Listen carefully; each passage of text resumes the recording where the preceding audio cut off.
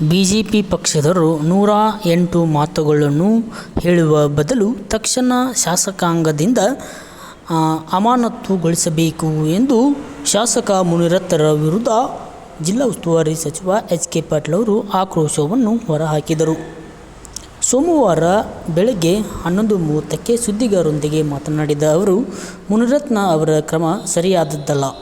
ಜಾತಿ ನಿಂದನೆ ಮಾಡಿರುವುದು ಘೋರ ಅಪರಾಧ. ಓರ್ವ ಶಾಸಕನಾಗಿ ಪ್ರಜಾಪ್ರಭುತ್ವದ ನಾಡಿನಲ್ಲಿ ಲಂಚಕ್ಕಾಗಿ ಏನು ಹೇಳ್ತಾರೆ? 20 ಲಕ್ಷ ರೂಪಾಯಿಗಾಗಿ ಗೌರವಾನ್ವಿತರು ಬೇರೆಯವರಿಗೆ ಹೇಳುವ ಮಾತುಗಳು ಇದು ಸರಿಯಾದದ್ದಲ್ಲ. ಇಂಥ ಶಾಸಕನನ್ನು ಶಾಸಕಾಂಗ ಸ್ಥಾನದಿಂದ ಅಮಾನತು ಮಾಡ್ತೀವಿ ಅಂತ ಬಿಜೆಪಿಯವರು ಹೇಳಬೇಕಿತ್ತು.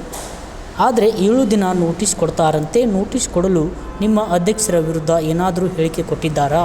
ಅವರು ಹೇಳಿದ ಶಬ್ದಗಳನ್ನು ಕೇಳಿಸಲು ಬಲ್ಲೆರಾ ಎಂದು ಆಕ್ರೋಶವನ್ನು ಹೊರಹಾಕಿದರು. ಬಿಜೆಪಿಯವರು ಹೇಳಬೇಕಾಗಿತ್ತು. ಅದರ ಬದಲಿ ನೋಟಿಸ್ ಕೊಡ್ತಾರಂತೆ. 7 ದಿವಸ ನೋಟಿಸ್ ಕೊಡೋಕ್ಕೆ ನಿಮ್ಮ ಅಧ್ಯಕ್ಷರ ವಿರುದ್ಧ ಸ್ಟೇಟ್ಮೆಂಟ್ ಕೊಟ್ಟಿದ್ರ? ಅವ್ರು ಏನು ಹೇಳಿದಾರೆ ಆ ಶಬ್ದಗಳನ್ನು ಕೇಳಿಸೋದಕ್ಕೆ ಬರೋದಿಲ್ವಾ? 108 ಮಾತುಗಳನ್ನು ಹೇಳುವ ಬದಲು ತಕ್ಷಣ ಅವರನ್ನು ನೀವು ಶಾಸಕಾಂಗದಿಂದ ತಾವು ಅಮಾನತುಗೊಳಿಸಬೇಕಾಗಿತ್ತು. ಅದನ್ನು ಮಾಡಲಿಲ್ಲ. ಅದನ್ನು ಮಾಡದೇ ಕಾಂಗ್ರೆಸ್ನವ್ರ ಮೇಲೆ ಗೂಬೆ ಕುಂಡ್ರಿಸೋದು. ಎದಕ್ಕೆ? ಸುರೇಶ್ ಇವ್ರಿಗೆ ಹಿಂಗನ್ನಂತ ಹೇಳಿದ್ದ ಡಿ ಕೆ ಸುರೇಶ್ ಅವ್ರ ಮೇಲೆ ಎದಕ್ಕೆ, ಯಾವ ಕಾರಣಕ್ಕಾಗಿ ನೀವು ಆಪಾದನೆ ಕೊಡ್ತೀರಿ? ಅರೆಸ್ಟ್ ಮಾಡಿದ್ರು. ಇಷ್ಟೆಲ್ಲ ಅಂದ್ರೂ ಅರೆಸ್ಟ್ ಮಾಡದೇ ಇರುವಂತಹದ್ದು ಆಗಬೇಕಾ?